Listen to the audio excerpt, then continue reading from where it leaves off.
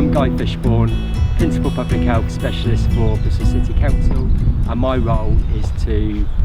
very much lead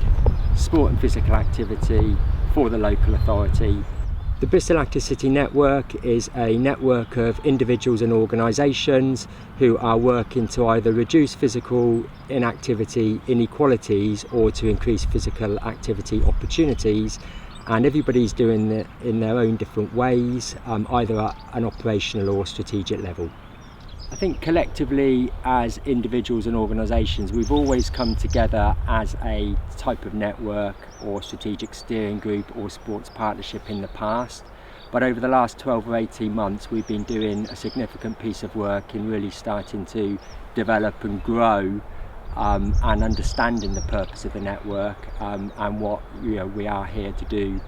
as a collective in support of increasing physical activity opportunities. Really as a means to support collaboration, both within our own organisations but also externally. So one of the biggest challenges for us, I think, as a network in Bristol has been around the role of systems leadership. And we spent a lot of the last 12 months on understanding what systems leadership means and how everybody within that system is able to bring their own strengths and values to the table with regards to supporting Bristol achieve some of those outcomes that indeed it is looking to achieve. We've had a big focus on the importance of collaboration, both within our own organisations but also external with other partners, and there's been a big emphasis on the need to adopt a more distributed and collective leadership approach. And the reason for that, of course, is because removing the barriers that prevent people from being physically active are complex, and it's beyond the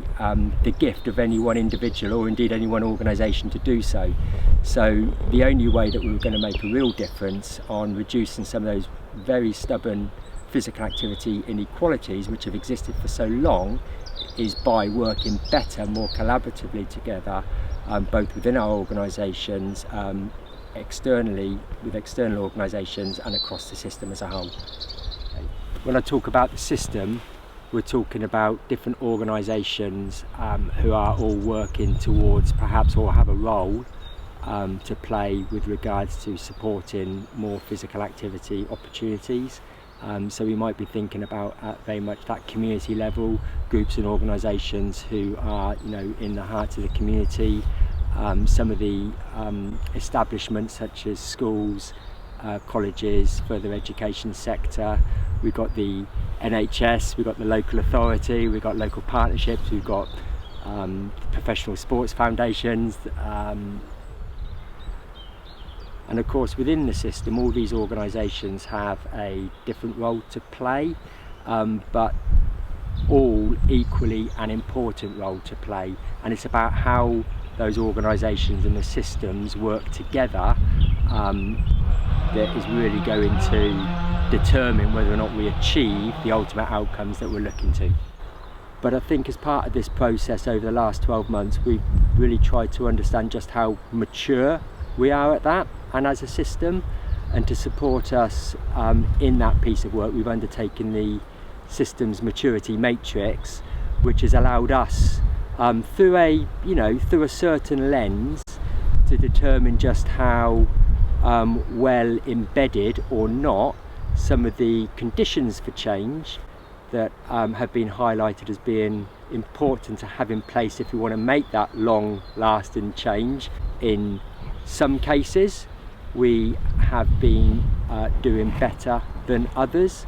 and certainly the work of the network over this last 12 months has been very much focused on two of the conditions around the need for distributed and collective leadership and sort of collaboration. I think one of the nice things about the network over the last 12 months is that it's really started to develop some of the relationships between the different organisations and the different individuals, and I think there's always been a relationship there of sorts, but it's been a kind of an as and when needed. But this has been an opportunity to bring people together with a real purpose, and around specific pieces of work which we can all, you know, equally contribute towards and ultimately share ownership of. The network is not, it's not the council's network, it's not any one organisation's network, it's a network for everybody, and very much the invite is sent out to anybody who effectively wants to come along. Of course, attendance at the different meetings,